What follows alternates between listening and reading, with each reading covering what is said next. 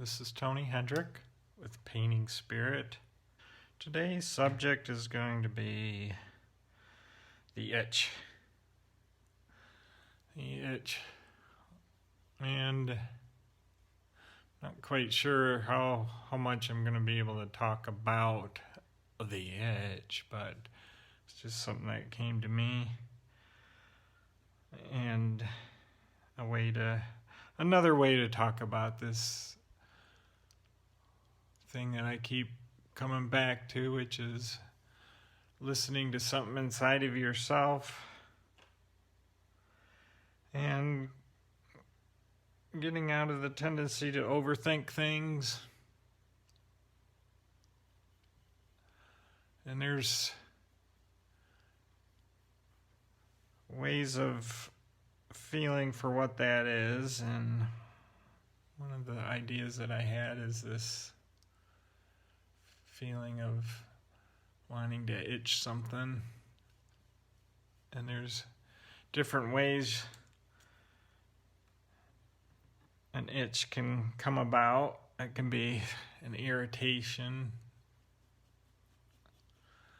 that you're trying to get rid of. Maybe something like poison ivy. You just want to get rid of it. And then there's the itch that leads to satisfaction. And that's the one I'm talking about. And it's something that yesterday's painting, I was working on another critter painting. And by the end of it, I just felt like, I think I'm going to just continue going on with this. And it wasn't really much of a thought. I just went, I turned the video off and just continued to paint. And it's just something that I didn't have to spend a whole lot of time thinking about, because there was this, you could call it an itch, to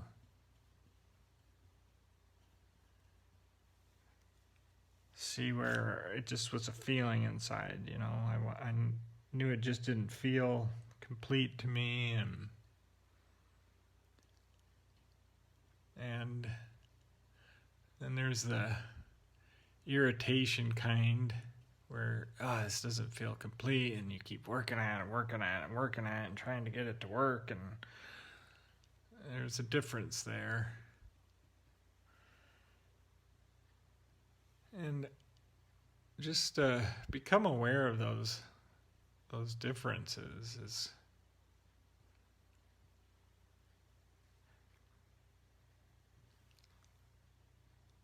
is really key when you're creating something. Can help a lot, just to have those subtle understandings.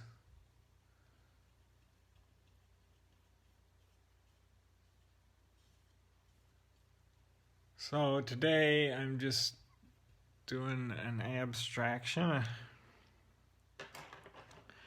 and seeing where it leads.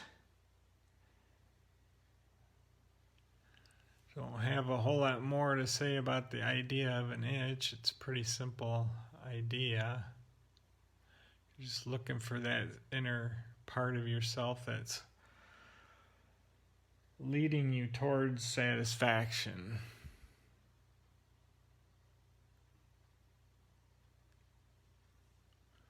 Always looking for that feeling of satisfaction.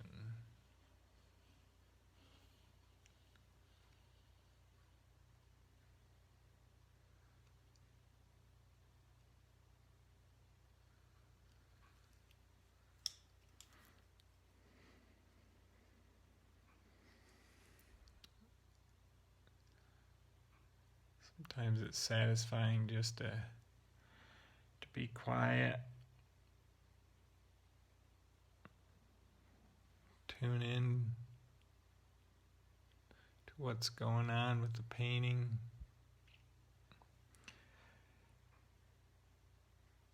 Looking for things like this dark color here with all these lighter colors. It's kind of a cool feeling. Maybe I can do some dark greens over here and just see what happens. You know, just playing with the brush.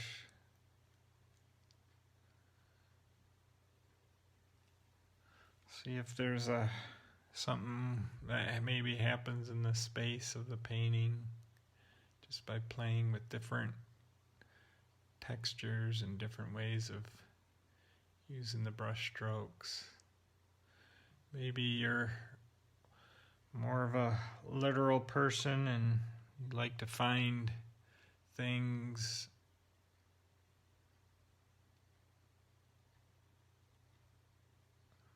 within the painting.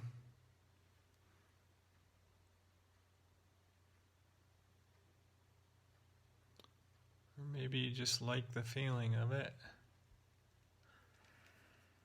I'm not sure what it is that I'm always responding to, but it happens very quickly a lot of times.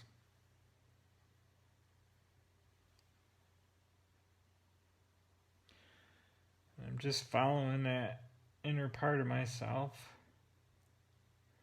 It's just naturally guiding me.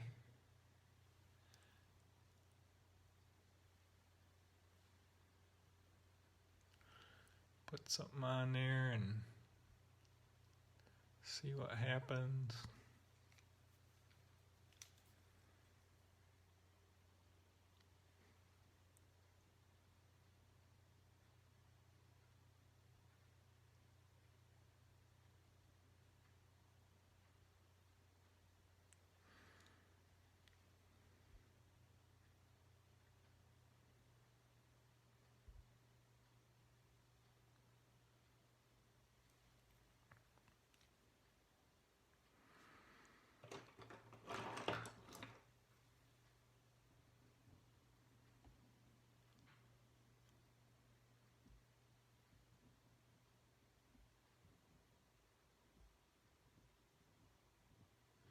Drawing is a really good way of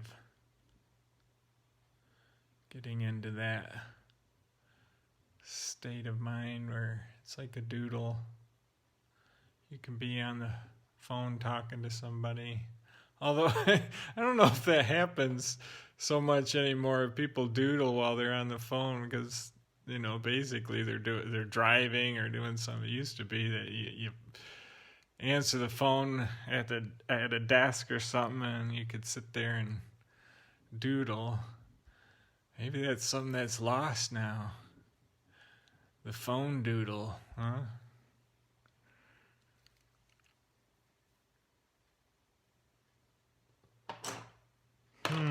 Let's see here. Let's try a different brush.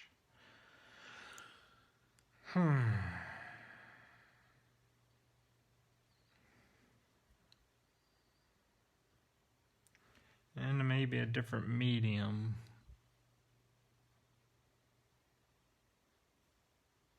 I grab some of that thick medium. And so it's clear right there. And I can maybe play with the medium a little bit and see what happens. That clear paint can sit on top of stuff. Sometimes you can just paint with medium, really. Use it as a way to mix your paint, get some different things happening there. That was just pure medium that I'm using. Just sticking it in and blending the colors. A lot of times I try and keep everything fresh, and I forget that, you know, blending is another way to create space in the painting, create a feeling in the painting. So right now I'm just using medium and it's getting all muddy and stuff.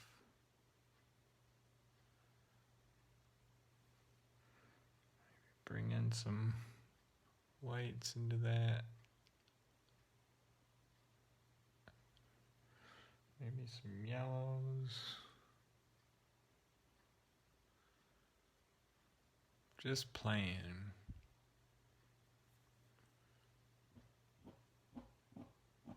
Drawing. Slowing down in that little area there. Maybe I'll open it up again. Something bold.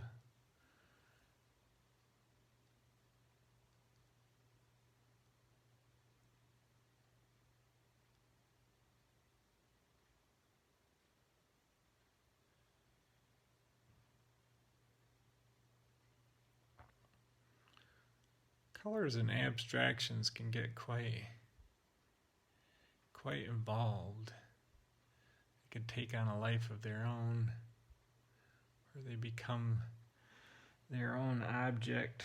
It's very interesting. Actually, a lot of life is abstract, really. We just put labels on it.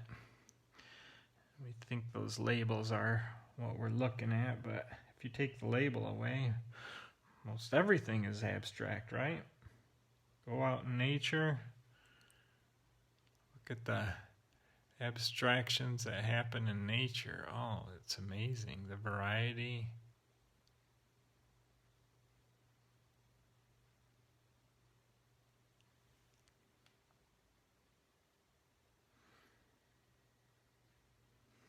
What are the forces that are creating those abstractions in nature? Is it consciousness?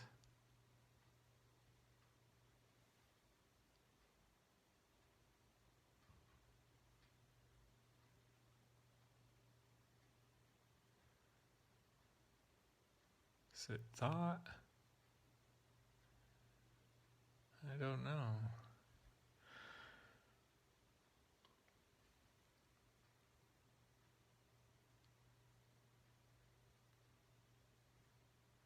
Well, this painting has gotten pretty dense, hasn't it?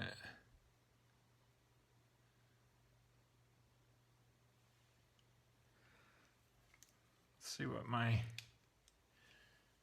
trusty spatula can do to open it up.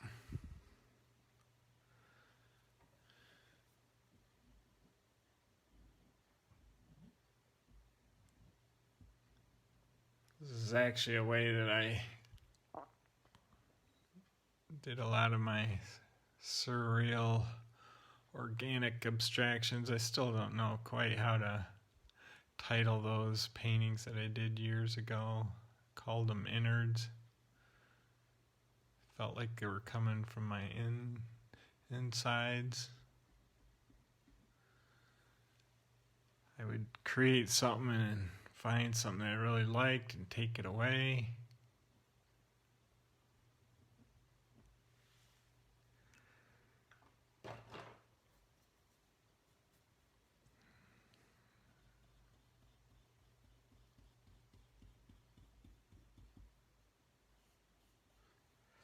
So you can work and work and work and work a abstraction and get some different ways of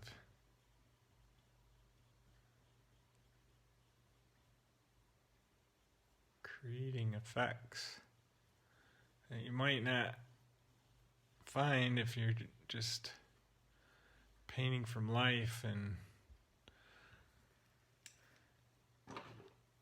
you have a tendency, or at least I do, have a tendency to, use the same kind of brush work. I don't have any black. I really wanted to use black there, but I guess that purple looks nice. Put a little phthalo green in with that and see if I can get that black.